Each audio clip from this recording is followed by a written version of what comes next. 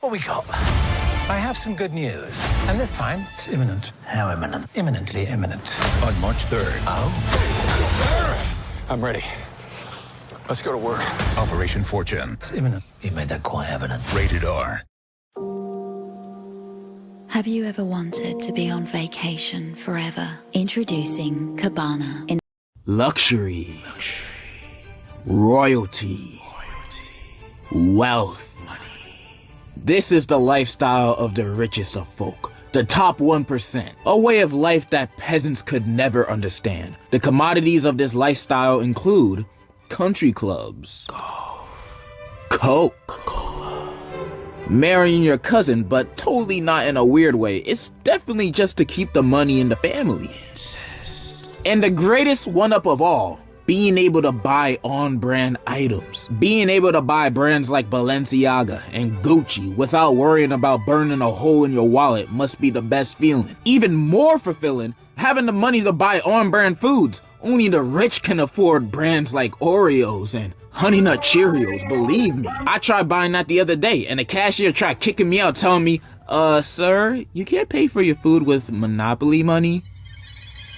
So I pulled out my 100% get anything for free coupon. I can't afford the snobby on-brand items like Raisin Brand. Don't look that up, just trust me. Most of us are just broke, working 9 to 5.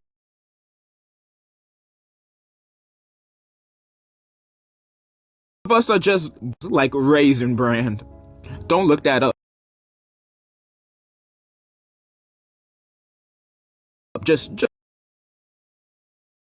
trust me. Most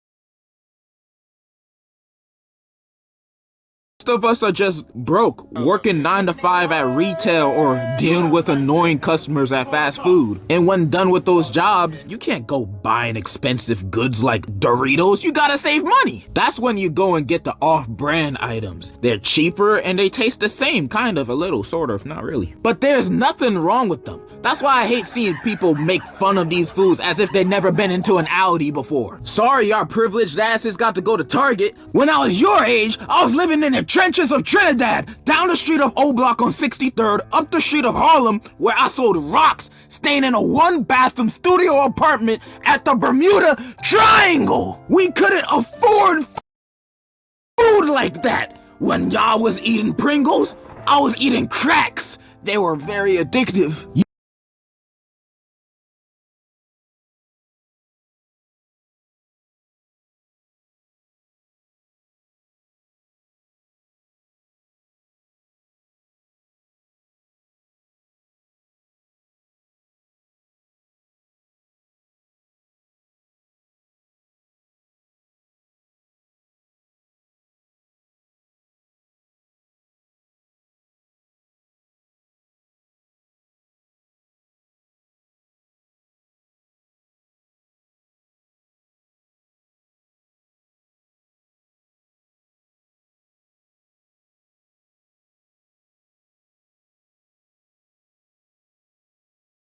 You had the privilege to eat Nutella, I had the disprivilege to eat Nutmaster. It was very sticky in my mouth. While you were enjoying cheese sandwiches with Kraft singles, I was content with imitation pasteurized processed cheese food singles. While you were enjoying M&Ms at the movies, I was partaking in H&H, which stands for HIV and hives. It gives you both. And I couldn't even get Reese's Pieces. All I could afford was Reese's Pieces. And I had to split it with my family. While your family was enjoying the delicious lean ground beef, I was devouring... Oh my. I'm not complaining. Also, even though this is technically not off-brand, but whenever I wanted ice cream, I had to buy the ones in a box. And I don't know who thought of this, but this is the worst way to eat ice cream or anything. Why? Why would you put it in a cardboard box? If the ice cream melts a single atom, it tastes like cardboard. Even if you freeze the melted parts over, it tastes like cardboard. And since it's in a box, once you open it, you can never securely close it again, which leaves it open for freezer burns, which ruins it. And even if you securely close the top, the corners of the box will always have a little openings, giving it freezer burns. So there's no point. If it melts a singular drop, it tastes like cardboard. Even if you close it, it still tastes terrible. Cardboard box ice cream is the worst food atrocity imaginable. Is it really that expensive to make ice cream and put it into a carton? Just because you shop at Aldi doesn't mean we have to be served garbage. Whoever invented cardboard ice cream, go eat your daddy's ass cheeks and tell me how that tastes. Cause I bet you tenfold that it tastes better than this piece of dookie that you serve for customers' consumption. Anyways, I lived in the hood, and my struggles living in North Korea didn't stop at food. I couldn't even enjoy the entertainment I wanted to watch. I have a challenge for all of you. Go to every computer in your house, your mom's, your dad's, your sister, your brother's computer, and install Honey. Wait. Or play. All I could get were bootlegs. I remember when GTA 5 came out, and I asked my mom to get it, and she said, GTA? We got GTA at home. And then I downloaded GoTo Auto 3 online, where you play as Andrew Tate, driving and working out for money. This is just as good as GTA 5. I also couldn't afford a PlayStation. I instead got a GS5 by Phony. Phony.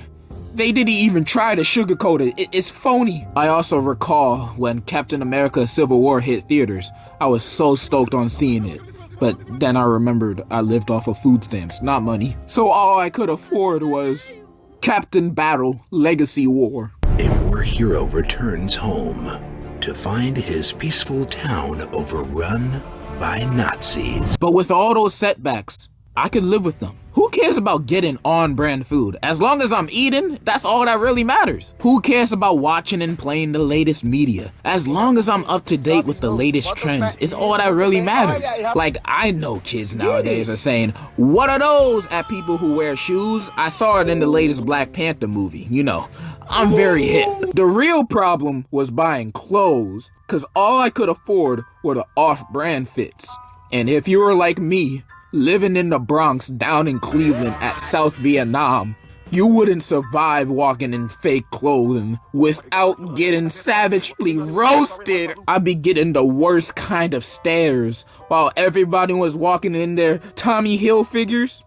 I was rocking the Tom Hollands. I tried fit it in, I really did. Wearing my Supreme box logo with some Gucci to make it look a little nicer. I even started wearing new kicks, better than any Nike you've ever worn in your life. They're called Mikes. Each shoe sold separately. But even though I was rocking the hardest faucet drip that I've ever worn in my entire existence, to the people around me, the drips out of that faucet must have came from Ethiopia because my drip was not clean. Everyone laughed, ridiculed me for wearing off-brand clothes. All the kids at my school back at Shanghai didn't mess with any of my clothes. They were the whole reason why I moved from China back to my hometown, Albuquerque. Everybody made fun of me because I was different, because I couldn't afford the expensive stuff like North Face and Legos and Oreos. Off-brand is all I know. It's not my fault my financial situation wasn't as secured as yours. And so, I caved in recently.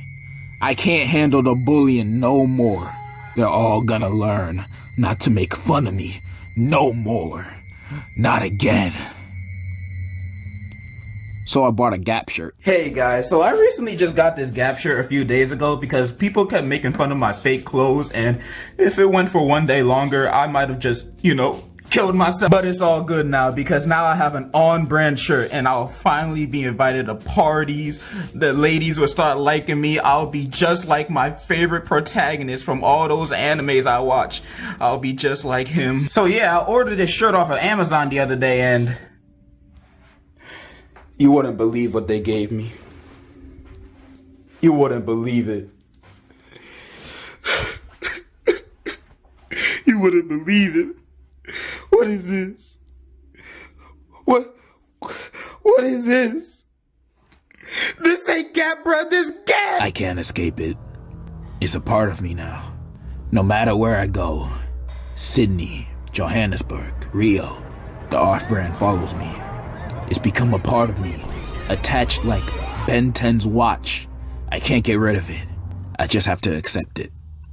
But I won't accept this to happen to anybody else. So I donated $200 to Save the Children, not sponsored. I actually don't even know what they're saving the children from. I just hope they're saving them from these fake ass, shitty ass clothes and giving them Off-White and Jordans instead.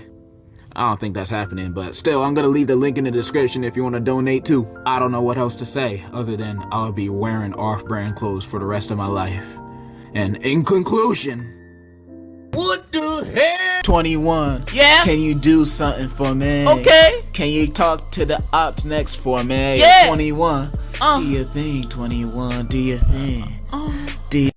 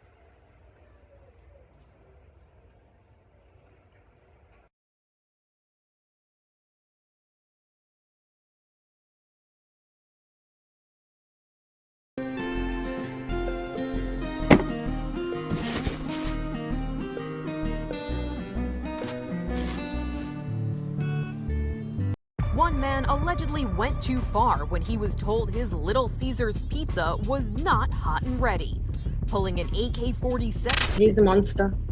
He's not a human being. He's a monster. Drug addict, a psychopath, Killer. And I hate it so much. I hate it. They said wanted, dead or alive. Overnight, growing national unrest. Boy, what's going on in Miami, bro? They need to stop him.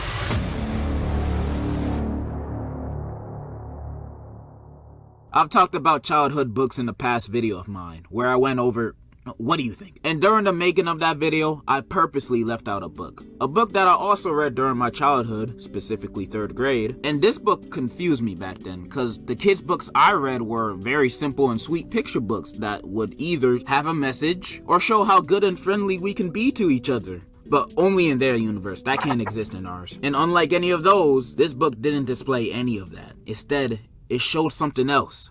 Someone sinister. A person that doesn't kneel to any rules.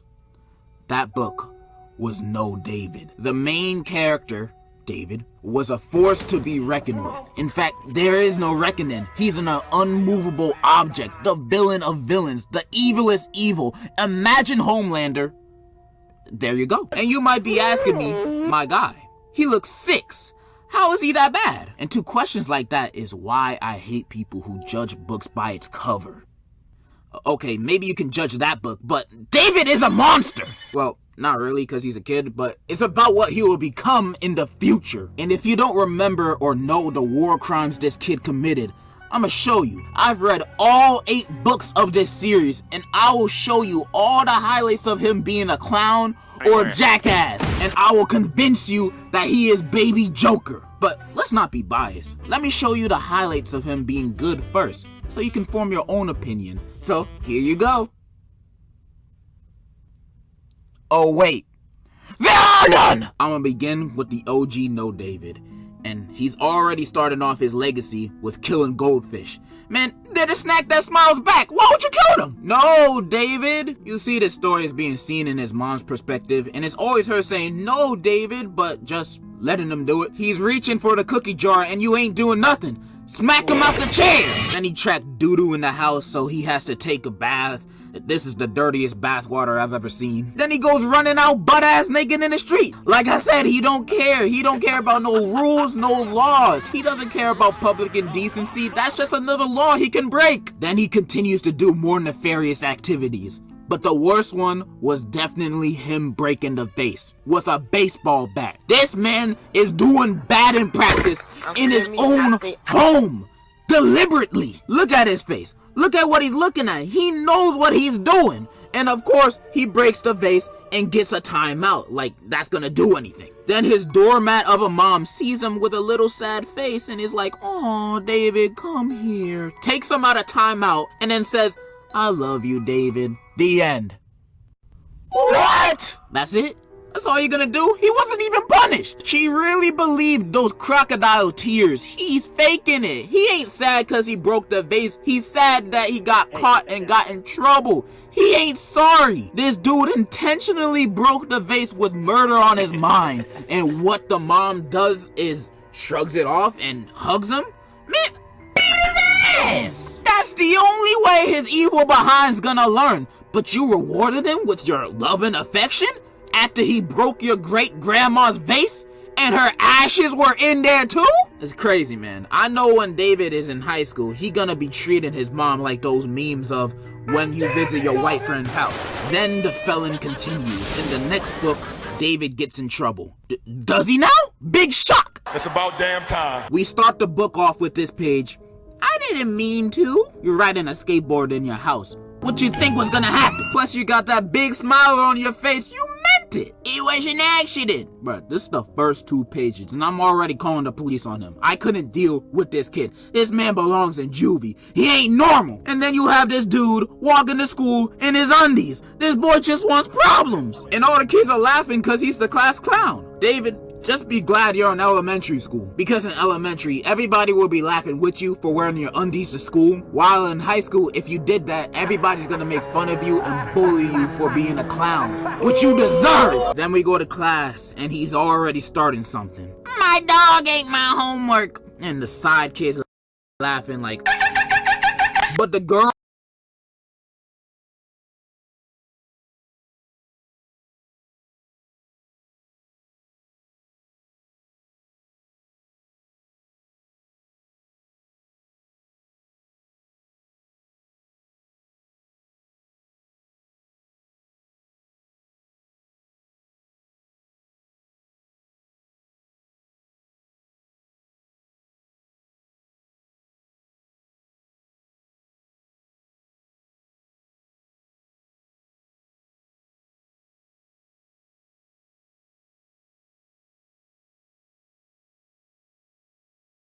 girl ain't having none of David's jokes. She giving him the side eye like, this nigga lying. No dog ate his homework. But the thing is, David wasn't lying. Cause if you look out the window, the dog is there eating his homework. Unbelievable. That's probably the first time he ever told the truth in his life. So you know what David does as revenge to the dog eating his homework? Well, a few pages later, this nigga gone eating the dog food in front of the dog. What a menace. Even the worst villain wouldn't do something so bad. So despicable. Even the dog looking at him like, why would you do this? And you know what David said?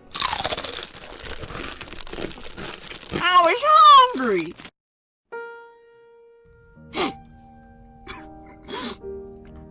No feelings. No respect. No emotions. This boy is not human! He continues to commit acts of terrorism throughout the rest of the book. And by the end of it, his mom confronts him for being a piece of shit. And so David says, I'm sorry. And he's forgiven. That's it. That's all. That's the end of the book. You know, I'm noticing a pattern here. I'm noticing that no matter what this kid does, he's always gets the long end of the stick. He always wins. Even when he's wrong, he wins. He's the greatest supervillain of all time. And he's like this in every book. Like, here's him cutting the line. Who do you think he is? Here's him spelling his name with doo-doo in the snow. What's wrong with you? And cursing in front of his mom? Kids aren't supposed to be cursing, dumbass. And then he says, well, Dad says it. Well, I might not know your daddy, but I don't think you should be repeating the words he says. And in almost all 8 books, he keeps up this behavior with no change. So it ain't even worth going over each book. I'm showing you what he does in each book right now in the screen. He doesn't change. This kid is a criminal, a lawbreaker, a swindler, a rogue good-for-nothing baddie. What? And what does he get for it? A Merry Christmas.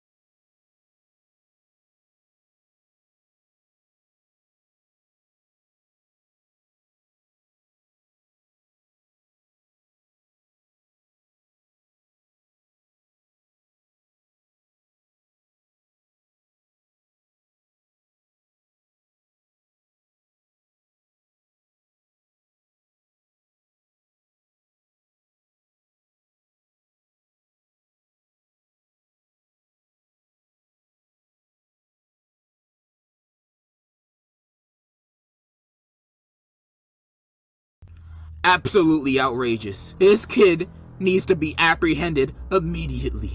Because if we keep letting him get away with this, it will be too late. In conclusion...